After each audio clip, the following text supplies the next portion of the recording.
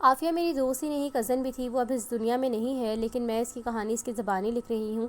میرا گھر شہر سے 9 کلومیٹر دور تھا۔ میٹرک کے بعد شہر میں داخلہ لینا تھا۔ میں اپنے خاندان کی پہلی لڑکی تھی جو میٹرک کے بعد تعلیم کے لیے شہر جا رہی تھی۔ والد صاحب خاندان میں واحد پڑھے لکھے شخص تھے جنہوں نے ایم اے کے بعد تعلیم ہی کا شعبہ اختیار کر لیا تھا اور گورنمنٹ کالج میں پروفیسر تعینات ہوئے۔ والد صاحب کی بڑی خواہش تھی کہ ان کی اولاد اعلیٰ تعلیم یافتہ ہو، چنانچہ تایا، چچا اور خاندان والوں کی شدید مخالفت کے باوجود میرا داخلہ نزدیکی شہر کے ڈگری کالج میں ہوا۔ یوں میں نے اپنا تعلیمی سفر شہر سے شروع کیا۔ والد صاحب روزانہ موٹر سائیکل پر کالج جاتے تھے۔ ان گاؤں کے رہنے والی تھی، لہٰذا بہت گھبرائی ہوئی تھی کہ شہر کی لڑکیاں کہیں مجھے تنگ نہ کریں یا مذاق نہ بنائیں، لیکن آہستہ آہستہ سب ٹھیک ہو گیا۔ کالج کی زندگی بے حد خوبصورت تھی۔ میرا دل جلد یہاں لگ گیا اور پڑھائی کا شوق دن بدن بڑھنے لگ گیا۔ ابو میری تعلیمی کارکردگی سے بے حد مطمئن تھے، بخوشی مجھ کو چھوڑنے اور لینے آتے۔ گاؤں سے شہر روز آنا جانا بے حد مشکل تھا۔ ابو کو اپنی ڈیوٹی پر بھی جانا ہوتا تھا۔ تبھی انہوں نے سوچا کہ کیوں نہ عافیہ کی رہائش کا بندوبست شہر میں کر دیا جائے، جہاں میری ایک پھوپھی کا گھر تھا۔ ان سے بات ہوگی اور میں شہر میں اپنی پھوپھی کے پاس رہنے لگی۔ ایف اے کے بعد والد صاحب نے سوچا کہ مجھے پی ٹی سی کر لینی چاہیے، جس کے لیے شہر سے 30 کلومیٹر دور ایک دوسرے شہر میں داخلہ لینا تھا۔ یہ کورس ٹیچر کی ملازمت حاصل کرنے کے لیے ضروری ہوتا ہے۔ گاؤں سے نزدیکی شہر کے بعد اب نسبتاً بڑے شہر میں داخلہ لینا زیادہ دشوار بات تھی۔ یہ میری زندگی کا ایک بہت بڑا امتحان تھا، مگر میں نے اس چیلنج کو بھی قبول کر لیا۔ صبح کالج جاتی اور شام کو پی ٹی سی کے لیے روانہ۔ 3 کلومیٹر مزید سفر اختیار کرتی۔ محنت کا یہ عالم تھا کہ رات بھر پڑھتی تھی، چونکہ خواہش ہوتی کہ نمبر بہت اچھے آئیں۔ دن رات محنت کر کے تھک جاتی، تب کبھی کبھی یہ بھی سوچتی تھی کہ تعلیم کا یہ سلسلہ چھوڑ کر واپس گھر چلی جاؤں۔ گاؤں میں جہاں آرام اور سکون تھا، وہاں دن رات کا سفر میرے لیے عذاب سے کم نہ تھا، کیونکہ ہمارے علاقے میں سال کے 9 ماہ شدید گرمی پڑتی تھی اور سفری سہولتیں بھی موجود نہیں تھیں۔ تاہم پھر ایک خیال آ جاتا کہ میں نے تعلیم کو خیر آباد کہہ دیا تو والدین کی خواب ٹوٹ جائیں گے۔ والدین کی محبت کی بدولت میری محنت جاری رہی۔ میں نے دونوں امتحان پاس کر لیے، بی اے کر لیا اور پی ٹی سی بھی کر لی۔ جس روز ابو رزلٹ کارڈ لے کر آئے، خوشی میں اللہ تعالیٰ کے حضور سجدے میں گر گئی، اور یہ اسی کے کرم سے ممکن ہو سکا، ورنہ ایک دیہات کی لڑکی گریجویشن کر لینا آسان بات نہیں ہے۔ اسی دوران اخبار میں ٹیچرز کی اسامیوں کا اشتہار آیا۔ والد صاحب نے میری درخواست بھجوا دی اور چند دنوں بعد میں اپنے گھر کے قریب پرائمری اسکول میں ٹیچر لگ گئی۔ خاندان والے میری ملازمت سے بے حد جلتے تھے، مگر میرے والدین پھولے نہ سماتے تھے، کیونکہ والد صاحب نے مجھ کو تعلیم یافتہ اس لیے کیا تھا کہ میں اپنے دیہات کے ان پڑھ لڑکیوں کو تعلیم دے سکوں، جبکہ یہاں عموماً دیہاتوں میں اسکولوں کی یہ حالت تھی کہ گورنمنٹ کی طرف سے اسکول تو قائم کر دیا جاتا تھا، مگر دور دراز دیہاتی علاقوں میں پڑھانے شہر سے استانیاں نہیں آتی تھیں۔ تبھی یہ اسکول بند پڑے رہتے تھے یا پھر گھوسٹ اسکول بن جاتے تھے۔ میری تعیناتی سے اسکول پر پڑا ہوا تالا کھل گیا۔ کچھ لڑکیاں بھی داخل ہو گئیں، چونکہ استانی میں خود تھی، لہٰذا خاندان والوں نے مجھ پر بھروسہ کرتے ہوئے اپنی بچیوں کو بھی اسکول بھیجنا شروع کر دیا۔ اس طرح جو مخالف تھے وہی میرا ساتھ دینے لگے۔ یہ ایک بڑی تبدیلی میری وجہ سے خاندان میں اور دیہات میں آ گئی۔ بچیوں کے لیے تعلیم کا حصول ممکن ہوا، اسکول کا دروازہ کھل گیا اور دیہاتی زندگی میں تبدیلی کی پہلی اینٹ رکھ دی گئی۔ اس کامیابی کا سہارا والد صاحب کے سر گیا اور میں روشن امیدوں میں بارش کا پہلا قطرہ ثابت ہوئی۔ اب میں طالب علم نہ تھی، خود استانی تھی۔ جب پہلی تنخواہ ہاتھ میں آئی تو خود کو خوش نصیب تصور کیا۔ منت مانگی تھی کہ تنخواہ ملنے پر ہر ماہ غریب کے لیے کچھ حصہ نکالوں گی، لہٰذا ایسا ہی کیا۔ اس رقم سے میں نے نہایت غریب دیہاتی لڑکیوں کے تعلیمی اخراجات ادا کر دیا کرتی تھی۔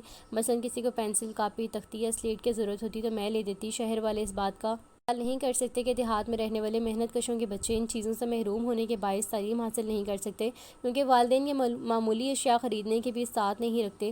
تعلیم یافتہ ہونے کے بعد میں نے استانی بڑھنے کے فوائد دیکھے۔ یہاں مجھے ہر شخص عزت کی نگاہ سے دیکھتا تھا اور تمام چھوٹے بچیاں مجھے مس کہہ کر پکارتی تھیں، تب مجھے بہت زیادہ خوشی ہوتی تھی۔ رفتہ رفتہ سارے دیہات میں میری اچھی شہرت پھیل گئی۔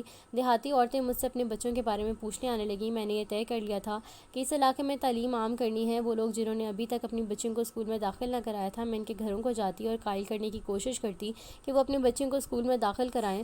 بہت سے گھرانوں نے میری بات سنی اور لڑکیاں اسکول میں داخل کرا دیں۔ یہ میرے لیے ایک بہت بڑی کامیابی تھی اور اس عمل کو میں عبادت سمجھ کر کرتی تھی۔ یہ روز بروز میرے اسکول میں طلباء کی تعداد میں خاطر خواہ اضافہ ہونے لگا۔ محکمہ تعلیم والوں تک میری اچھی کارکردگی کی اطلاعات پہنچ گئیں۔ یوں تمام علاقے میں ہمارے اسکول کو سب سے زیادہ فوقیت ملنے لگی، جو میری اچھی نیت کا ثمر تھا۔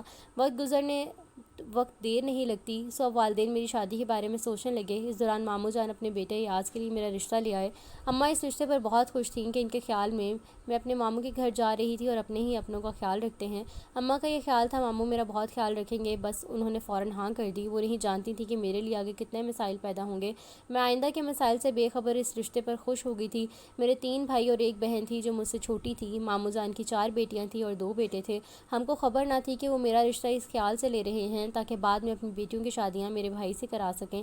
بری سوچ کا ہمیشہ برا نتیجہ ہوتا ہے۔ بری اور زیورات دیکھ کر اماں پھولی نہ سماتی تھیں۔ ماموں جان مجھ کو بہت سارا زیور چڑھایا، پھر رخصتی ہو گئی، لیکن شادی کے 3 دن بعد سسرال والوں نے میرا سارا زیور واپس لے لیا۔ ایاز نے کہا کہ یہ زیور میری بہنوں کا ہے، انہوں نے وقتی طور پر تم کو پہنایا تھا، لہٰذا یہ ان کو واپس کرنا ہے، میں بعد میں تم کو زیور بنوا دوں گا۔ یہ بات سن کر حیران رہ گئی۔ دکھ بھی ہوا کہ سگے ماموں کیا ایسے کر سکتے ہیں۔ 1 ہفتہ گزرا تو میرے دلہا نے کہا اپنے والدین کو جا کر کہو وہ تمہارے بھائیوں کے لیے میری بہنوں کا رشتہ لیں، تبھی تم کو زیور ملے گا۔ امی ابو سے یہ بات کہی، وہ گمسم ہو گئے اور کہا ایسا ممکن نہیں۔ گھر آئی تو شوہر نے جواب مانگا، ماموں بھی موجود تھے۔ میں نے والدین کا جواب بتایا۔ ماموں غصے میں آپے سے باہر ہو گئے اور میرے والدین کو گالیاں دینا شروع کر دیں۔ ماں باپ کو کوئی گالیاں دے تو دل پر کیا گزرتی ہے۔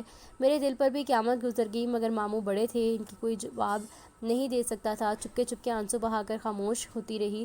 مگر اس کے بعد میری زندگی میں تکالیف مزید بڑھ گئیں اور ایک معصوم لڑکی پر جو اپنا گھر چھوڑ کر سسرال آئی تھی، اس پر طرح طرح کے ظلم ڈھانے لگے۔ کبھی سوچا بھی نہ تھا کہ میری زندگی اس قدر مشکل ہو جائے گی۔ پھر میکے سے دور رکھنے کو میرا تبادلہ سسرال والوں نے اگلے گاؤں کے قریبی اسکول میں کرا دیا۔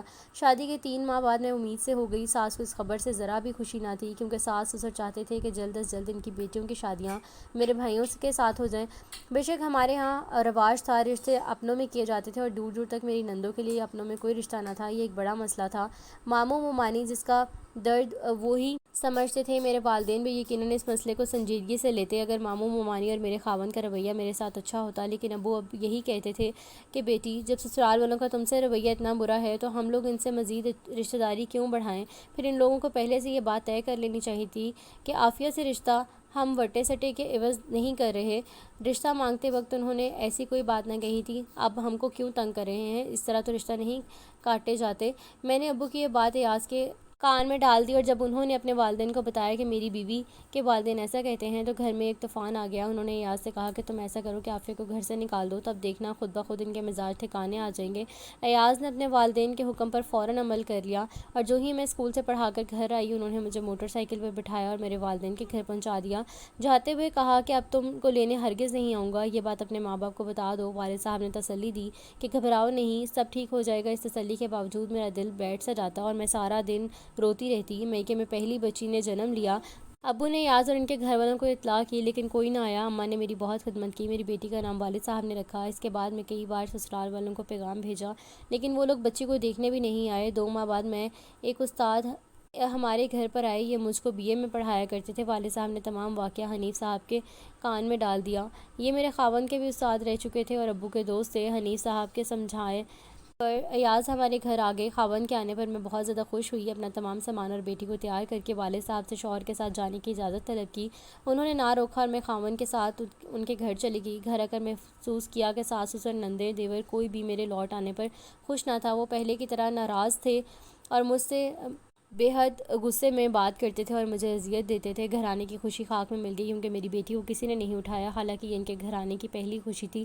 مگر دیہات والوں کا شاید ہو کہ بیٹی کی پیدائش پر خوشی کا اظہار نہیں کرتے بلکہ منہ بنا لیتے ہیں۔ وقت گزرتا رہا، سسرال والوں میں کوئی تبدیلی نہ آئی۔ آئے دن میرے جہیز کی چیزیں چوری ہوتی رہتی، حتیٰ کہ میرے زیور جو ابو نے دیے تھے وہ بھی ان لوگوں نے چوری کر لیے۔ والدین کو نہ بتایا کہ انہوں نے زیور چرا لیے ہیں۔ اچھے دنوں کی امید پر زندگی کے دن گزار رہی تھی، سوچتی تھی کہ کبھی تو ان کے ذہنوں میں تبدیلی آئے گی۔ دوسری بار جب میں امید سے ہوئی، گھر کے تمام کام مجھ کو کرنے پڑتے تھے۔ اسکول کی ڈیوٹی کے بعد بہت تھکن ہو جاتی اور تھوڑی دیر آرام کی ضرورت محسوس ہوتی، جبکہ گھر آتے ہی کام میں لگ جاتی تھی۔